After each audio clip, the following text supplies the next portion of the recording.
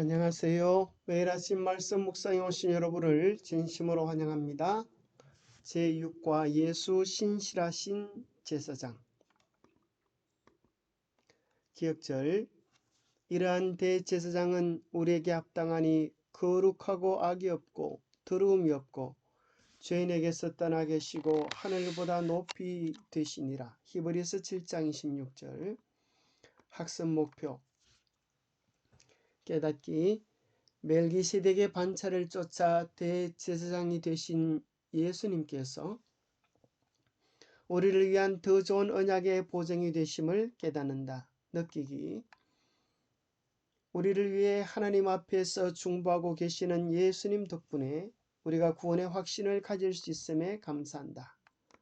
행하기. 항상 살아서 우리를 위해 간구하시는 예수님께 우리의 삶을 온전히 맡기고 살아간다. 자, 제6과는 우리의 신실하신 제사장 예수님에 대하여 배우게 되는데요. 히브리서 5장과 7장에 해당됩니다. 일요일 소지는 인간을 대표하는 제사장, 월요일 소지는 멜기세덱의 반차를 따라, 화요일 소지는 온전한 제사장, 수요일 소지는 영원한 제사장, 목요일 소지는 죄 없는 제사장을 배우게 되겠습니다. 자, 1월 인간을 대표하는 제사장. 왜 인간에게 제사장이 필요할까요? 그것은 이사야 59장 2절에 나오는 말씀처럼 우리의 죄악이 하나님과 우리 사이를 갈라 놓았기 때문입니다. 하나님께서 우리에게 풍성한 축복과 은혜를 주시기 원하시지만 죄로 말미암아 하나님과의 관계가 끊어져서 이제 죽을 수밖에 없는 운명에 처해졌기 때문입니다. 인간은 죄로 말미암아 본성이 타락되어졌기 때문에 더 이상 거룩하신 하나님과 공존할 수 없게 되었습니다. 뿐만 아니라 타락한 본성은 하나님의 율법의 순종에 불가능하게 만들었고, 더 심각한 문제는 죄에 빠져서 병든 우리 인간은 자기 스스로의 상태를 인식하지 못하는 불구적 상태에 빠지게 되었습니다. 그래서 우리에게 죄로 말미암아서 하나님과 함께 공존이 불가능하고 순종이 불가능하고 심지어 자신의 처지와 형편에 대한 인식 자체에 대한 불가능 속에 빠졌기 때문에 하나님과의 관계 회복은 온전히 불가능해지고 말았습니다. 마치 그것은 어항을 뛰쳐나온 금붕어와 같습니다. 뛰쳐나오는 것은 자유지만 뛰쳐나온 금붕어가 다시 어항 속으로 들어갈 수 있는 확률은 얼마나 될까요? 거의 불가능한 것입니다.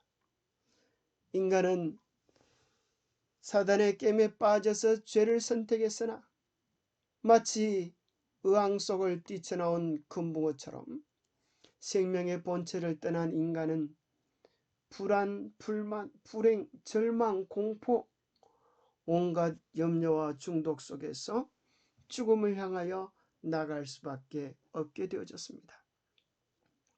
아니, 생명의 본체신 주님과 끊어진 관계가 곧 죽음입니다. 이러한 금붕어에게 스스로 생명을 얻을 수 있는 가능성은 도무지 없습니다. 그러나 다행히 그 불쌍한 처지를 발견하고 주인이 달려와 준다면, 나를 다시 일으켜 세워줄 수 있다면 금붕어는 다시 희망이 있는 것입니다.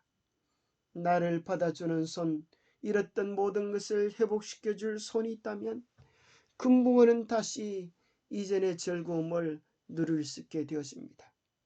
죄로 말미암아 망가진 모든 것을 회복시켜 주실 손, 그것이 제사장의 손입니다.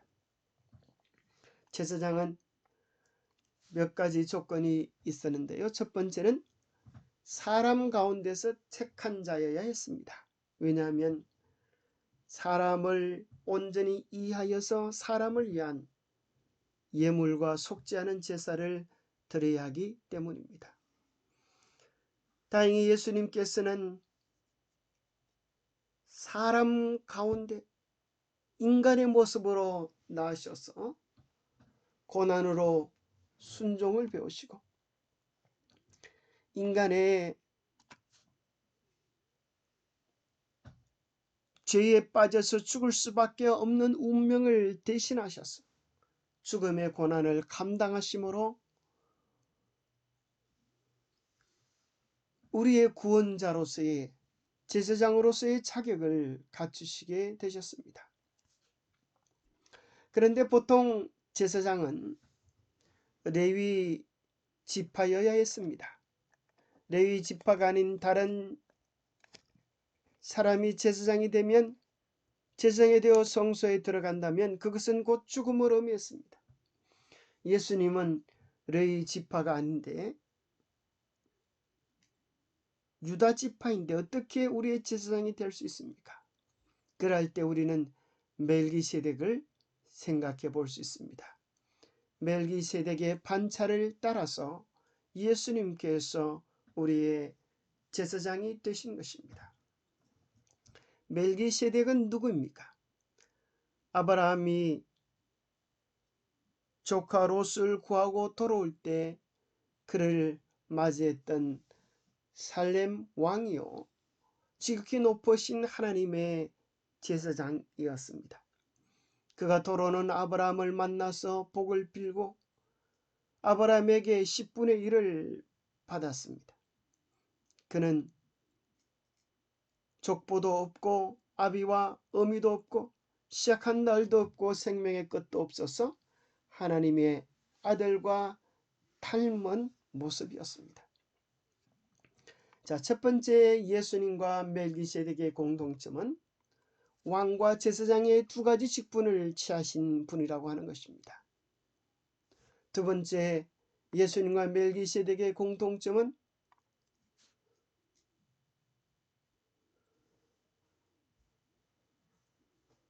멜기세덱은 아브라함에게로부터 11조를 받았습니다. 레위 지파는 누구입니까? 아브라함이 이삭을 낳고 이삭이 야곱을 낳고 야곱의 12아들 가운데 레위가 있습니다. 곧 아브라함의 허리에서 레위는 멜기세덱에게 11조를 드린 것입니다. 곧 멜기세덱의 반차가 레위 지파의 반차보다 훨씬 더 뛰어남을 이야기해 주고 있습니다. 고로 예수님은 멜기세덱의 반차를 쫓아 우리의 제사장이 되신 것입니다. 멜기세덱이라고 하는 뜻은 의의 왕이라는 소리입니다. 그리고 그분은 살렘의 왕이어서 평강의 왕이셨습니다. 네 번째는 그분은 아버지도 없고 어머니도 없고 족보도 없고 시작도 없고 생명의 끝도 없어서 하나님과 아들과 닮았습니다. 그것은 곧 예수 그리스도의 영원성을 나타내기에 적합한 표현인 것입니다. 그러나 멜기세덱에 대한 이러한 오해들은 과장된 것입니다. 첫 번째는 성육하신 예수님일까요? 아닙니다.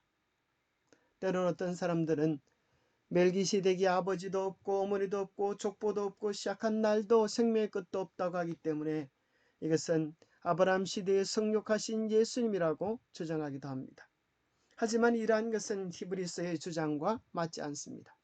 왜냐하면 히브리서는 멜기세덱이 예수님이다라고 이야기하지 아니하고 예수님을 닮았다라고 기록하고 있기 때문입니다. 또 어떤 사람은 시작도 없고 족보도 없으니 천상의 존재 하나님이 아닐까 생각하지만 예수님 전에 천상의 제사장으로서 하나님이 계시다면 어찌하여 다른 한 제사장을 세울 필요가 있었겠습니까? 바로 멜기세덱은 예수님을 표상하는 가나안의 왕이요 제사장이었음을 발견하게 됩니다. 그의 시작과 끝이 없고 족보가 없는 까닭은 그가 기록되어져 있지 않을 뿐인 것입니다. 마치 그것은 예수님의 영원성을 나타내기에 필요한 한 예표적 인물로서 쓰여졌던 것입니다. 그래서 마치 예수님을 어린 양이라고 표상할 때에 예수님이 어린 양처럼 십자가에 달려 우리의 죄를 대속할 분이라는 것이지, 예수님이 양처럼 털이 있고 네 발이 있다라고 과장 확대하여 이해하면 큰 오해를 불러일으키는 것과 같습니다. 화열소지 온전한 제사장, 레위 계통의 제사 직분으로 말미암아 온전함을 얻을 수 있었으면, 백성이 그 아래에서 율법을 받았으면 어찌하여 아론의 반차를 따르지 않고 멜기세덱의 반차를 따르는 다른 한 제사장을 세울 필요가 있느냐. 레위 계통의 제사장은 죄인된 제사장이었기 때문에 온전하지 못했습니다. 그리고 그 제사장은 죽을 수밖에 없는 인간이었기 때문에 그 반차는 계속 바뀌어져야 했습니다. 그러기에 히브리서 7장 18절은 전에 있던 레위 지파 계통의 제사장 직분에 대한 것을 이야기하면서 이러한 계명은, 이러한 제사 방법은 연약하고 무익함으로 폐하여졌다. 이에 더 좋은 소망이 생기니 이것으로 우리가 하나님께 가까이 나아간다라고 말씀하시면서 멜기세덱의 반차를 따른 새 언약에 대한 이야기를 하고 계십니다. 그것은 결코 십계명이 폐했다는 소리가 아닌 것입니다. 히브리서 전체의 흐름 속에서 우리는 문맥을 떠나서 성경을 이해하는 잘못을 범하지 말아야겠습니다. 그래서 히브리서의 전체 속에는 바로 옛 언약을 대신하여 새 언약이 이루어질 것을 이야기해 주고 있는 것입니다.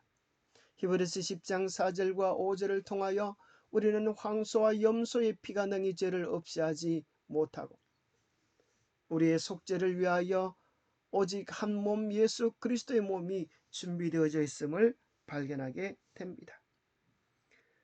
그러나 성소 제도의 그 모든 내용들은 사실은 우리에게 무의미한 것이 아니라 예수 그리스도의 십자가의 구속의 계획과 의미들을 우리에게 깨닫게 해주는 좋은 구속의 교과서로서 존재하는 것입니다. 히브리서 9장 22절에 보면 율법을 따라 그의 모든 물건이 피로써 정결케 된다고 했습니다. 예수님의 피 흘림이 우리의 죄의 정결이 되어지는 것을 설명해 주는 것이 바로 구약의 성소 제도입니다. 그래서 비록 실제 오늘 이 시대에 양을 잡아 제사를 드리지는 않지만 예수 그리스도의 십자가의 사건이 오늘 우리들에게 어떤 의미가 있는지를 성소 제도는 우리에게 밝히 드러내주고 있습니다. 그래서 율법을 바꾼다는 의미는 십계명을 변경시킨다는 내용과는 전혀 상관이 없이 아론의 반차를 따른 레위 족속의 제사장 직분이 부족했기에 멜기세덱의 반차를 따른 예수 그리스도의 새 제사장 직분이 필요했음을 이야기해 주고 있는 내용입니다. 수율소지 영원한 제사장, 그는 육신에 속한 바 계명을 따르지 아니하고 오직 불멸의 생명의 능력을 따라 되었으니, 예수님께서 우리의 제사장이 되어진 것은 그분이 소유하신 불멸의 생명과 영원히 갈리지 않는 완전한 봉사를 근거로 제사장 직분을 받으셨습니다. 이전에 레위 제사장은 속죄할 수 있는 진정한 힘이 없었습니다. 깊은 심령의 회복을 불러오지 못했습니다. 예수님이 성육하실 당시에 예루살렘에 참으로 수많은 양들이 피를 흘리며 대속제물로 죽었지만 이스라엘의 죄는 더욱더 늘어만 갔습니다. 그러나 예수 그리스도는 완전하고 영원하며 온전한 구원의 근원이 되십니다. 왜냐하면 그분은 영원한 제사장이요, 그분은 매번 속죄양을 드릴 필요가 없는 단번에 우리의 죄를 위하여 피 흘리 신바된 온전한 희생제물이셨기 때문입니다. 예수 그리스도를 깊이 생각할 때, 예수 그리스도의 십자가를 깊이 묵상할 때 우리의 마음속에는 죄에 대한 통회와 죄에 대한 고백과 죄에 대한 용서가 이루어지고, 내게 신 주의 은혜를 무엇으로 보답할까 깊이 명상하면서 하나님의 법이 우리 안에 새겨지는 은혜를 누리게 되어집니다. 그리하여 하나님의 잃었던 형상이 우리 안에 회복되어지는 새롭게 창조함의 역사가 우리 주님의 구속하심, 새 언약을 통하여 이루어질 수 있게 되었습니다. 그래서 예수님은 새 언약의 주체가 되어 주십니다. 우리는 예수님 안에서 이제 잃어버렸던 구원에 대한 소망을 가질 수 있게 되어졌습니다. 구원의 창시자를 고난을 통하여 온전하게 하심이 합당하도다. 자기에게 순종하는 모든 자에게 영원한 구원의 근원이 되시고, 자기를 힘입어 하나님께 나아가는 자를 온전히 구원하실 수 있으니 이는 그가 항상 살아계셔서 그들을 위하여, 우리를 위하여 간구하시는 분이 되시기 때문입니다.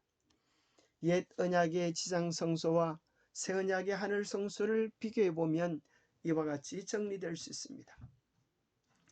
옛 언약 속에는 아론 족속 레위 지파 제사장이 있었지만 새 언약에는 멜기세덱의 반차를 따른 대제사장 그리스도가 계십니다.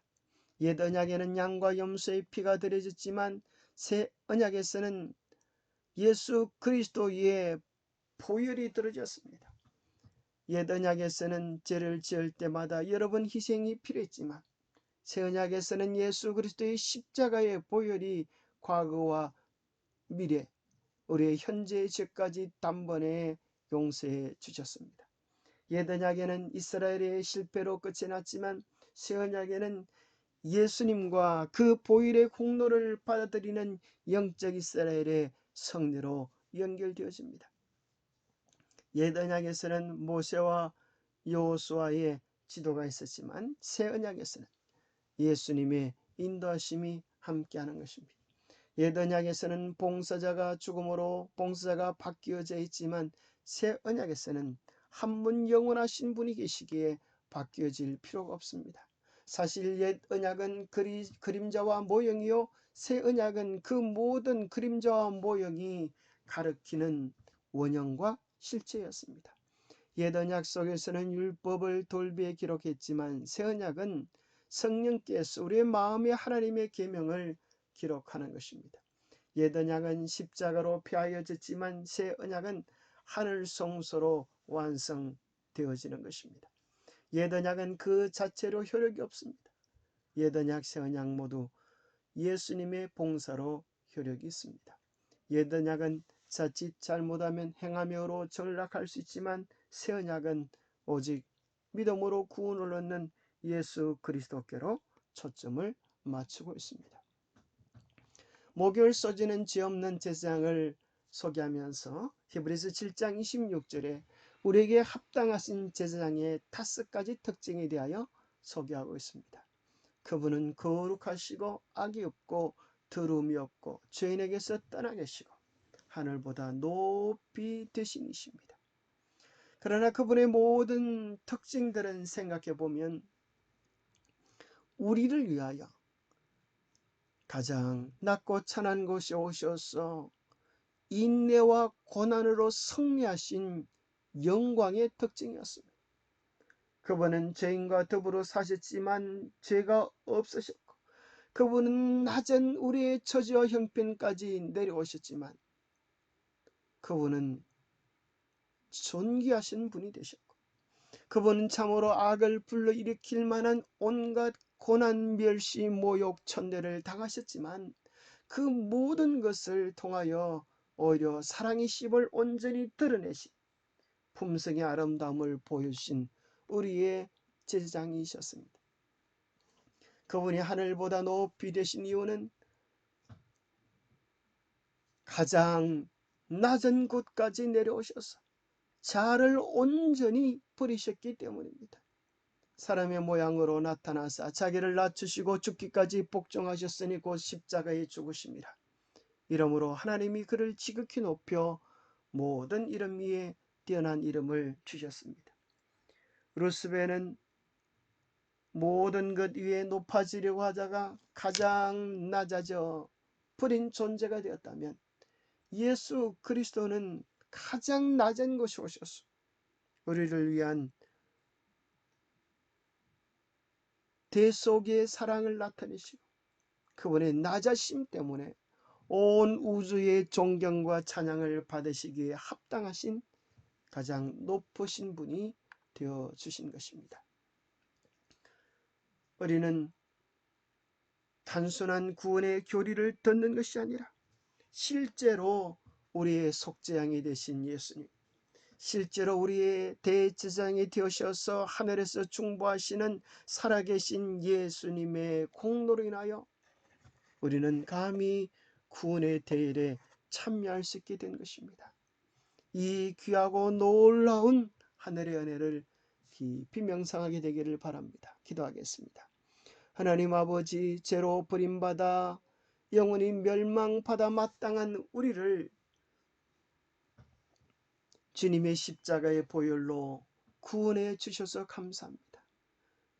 주님께서 우리의 구원자, 중보자, 영원한 대제사장이 되어주셔서 감사합니다. 우리를 죄로 망가진 형편 가운데서 회복시켜 주실 것을 인하여 감사합니다. 온전한 순종과 죽음의 고난을 통하여 우리의 아픔과 삶을 경험하시고 멜기세덱의 반차를 따라 온전하고 영원하고 죄 없는 대제사장이 되어주심을 인하여 진심으로 감사합니다. 우리의 매일의 삶의 허물과 죄를 참으로 주님 앞에 철저하게 드려서 주님께서 하늘 지성소에서 사역하시는 그 사역의 깊은 은혜들이 우리의 삶에 죄 용서함과 죄 용서받음과 새롭게 되어짐으로 경험되게 하여 주시옵소서. 우리를 하여금 온전한 주님의 백성, 하나님의 계명과 예수의 증거를 가진 자들로 서며 준비되며 살아갈 수 있도록 축복하여 주시옵기를 우리 주 예수 그리스도 이름 모자하여 간절히 간구하옵나이다. 우리의 신실하신 대제사장 되시는 주님을 명상하면서 하늘의 귀한 은혜를 우리의 개인의 것으로 삼아 누리게 되시기를 축복합니다. 감사합니다.